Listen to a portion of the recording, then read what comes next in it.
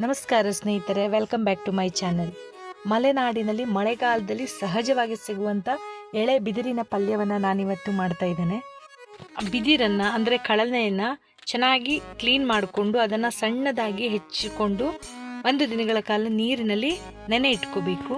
ನೆನೆ ಇಟ್ಕೊಂಡಂಥ ಕಳಲೆಯನ್ನು ಮತ್ತೊಂದು 2-3 ಸಾರಿ ನೀರಿನಲ್ಲಿ ಚೆನ್ನಾಗಿ ತೊಳ್ಕೊಂಡು ಹಳೆ ನೀರನ್ನು ಚೆಲ್ಕೊಂಡು ಮತ್ತೆ ಒಂದು ಸಾರಿ ತೊಳ್ಕೊಂಡು ಅದನ್ನು ಹಿಂಡಿ ಒಣವಾಗಿ ಅದನ್ನು ಚೆನ್ನಾಗಿ ಹಿಂಡಿಕೊಂಡು ತೆಗೆದಿಟ್ಕೊಳ್ಬೇಕಾಗ್ತದೆ.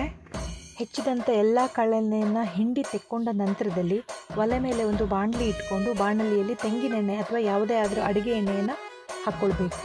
ಎಣ್ಣೆ ಬಿಸಿಯಾದ ನಂತರದಲ್ಲಿ ಅದಕ್ಕೆ ಒಂದು ಚಿಟಿಕೆಯಷ್ಟು ಇಂಗನ್ನು ಹಾಕ್ಕೊಳ್ಬೇಕು. ಇಲ್ಲಿ ಪುಡಿ ಇಂಗನ್ನು ಕೂಡ ಬಳಸ್ಕೊಳ್ಬೋದು.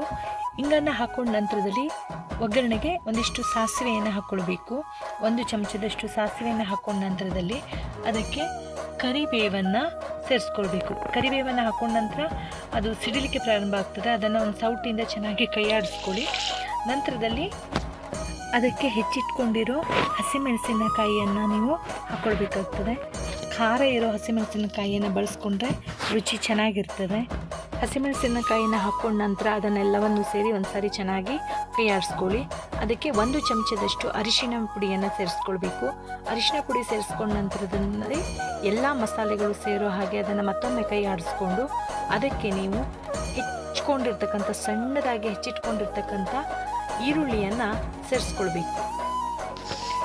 ಈರುಳ್ಳಿಯನ್ನೊಮ್ಮೆ ಚೆನ್ನಾಗಿ ಒಗ್ಗರಣೆ ಜೊತೆಗೆ ಮಿಕ್ಸ್ ಮಾಡಿಕೊಂಡು ನಾವು ಈ ಮೊದಲೇ ತೊಳೆದಿಟ್ಟಿರ್ತಕ್ಕಂಥ ಹಿಂಡಿ ಇಟ್ಕೊಂಡಿರ್ತಕ್ಕಂಥ ಕಳಲೆಯನ್ನು ಅದಕ್ಕೆ ಸೇರಿಸಬೇಕು.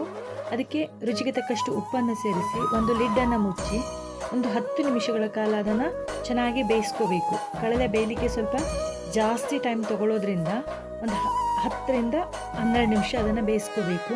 ನಂತರದಲ್ಲಿ ಒಮ್ಮೆ ಅದನ್ನು ತೆಗೆದುಬಿಟ್ಟು ಕೈಯಾಡಿ ಅದಕ್ಕೆ ಹಸಿ ಕೊಬ್ಬರಿ ತುರಿಯನ್ನು ಸೇರಿಸ್ಕೊಂಡು ಚೆನ್ನಾಗಿ ಎಲ್ಲವನ್ನು ಮತ್ತೊಮ್ಮೆ ಮಿಕ್ಸ್ ಮಾಡಿ ಅದಕ್ಕೆ 1 ಚಮಚದಷ್ಟು ಸಕ್ಕರೆಯನ್ನು ಸೇರಿಸ್ಕೊಂಡು ಚೆನ್ನಾಗಿ ಕೈಯಾಡಿಸ್ಬಿಟ್ಟು ಒಂದು ಲಿಡ್ಡನ್ನು ಮುಚ್ಚಿ ಮತ್ತೊಂದು 2 ನಿಮಿಷಗಳ ಕಾಲ ಬೇಯಿಸಿಬಿಟ್ರೆ ರುಚಿಕರವಾದ ಕಳಲೆಯ ಪಲ್ಯ ಅನ್ನ, ಚಪಾತಿ, ರೊಟ್ಟಿ ಜೊತೆಗೆ ತಿನ್ನಲಿಕ್ಕೆ ಚೆನ್ನಾಗಿರ್ತದೆ.